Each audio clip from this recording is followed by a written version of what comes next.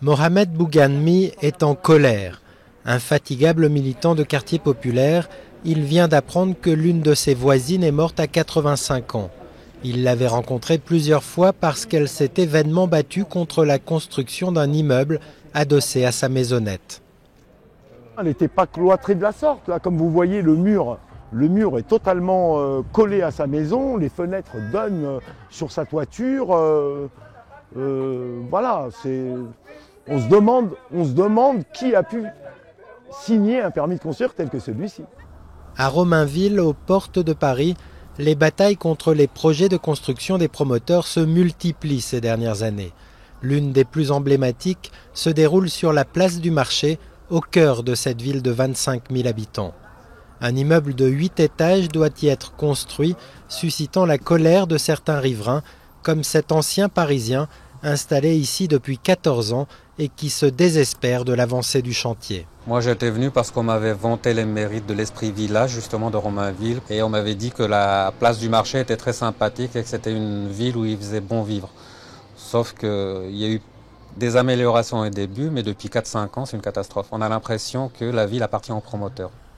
Jusqu'à présent relativement épargnée par les constructions de grands ensembles, Romainville sombre à son tour dans la frénésie immobilière. D'autant que l'arrivée prochaine du métro attire des Parisiens chassés par les prix trop élevés de la capitale.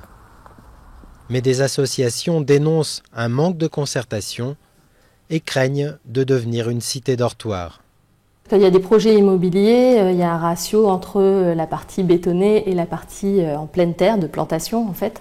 Et à Romainville, c'est 90% de béton et 10% de pleine terre, alors qu'à Paris, on est entre 40 et 50% sur les nouvelles exigences. Il y a de plus en plus de progrès pour végétaliser à la fois au sol, mais aussi sur les immeubles. Et là, on est vraiment dans la tendance inverse.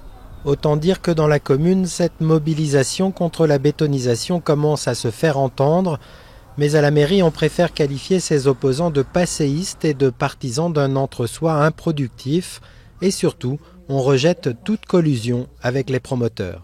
Il n'y a pas d'Eldorado des promoteurs à Romainville, d'autant qu'on les a toujours, on les a toujours taxés, c'est-à-dire qu'ils participent en fonction du nombre de logements créés, ils participent aux équipements publics, aux voiries, aux espaces verts. Selon la Cour des comptes, un tiers de la population d'Île-de-France souffre d'une carence en espaces verts de proximité, dont près des 2 tiers en Petite Couronne et 90% à Paris.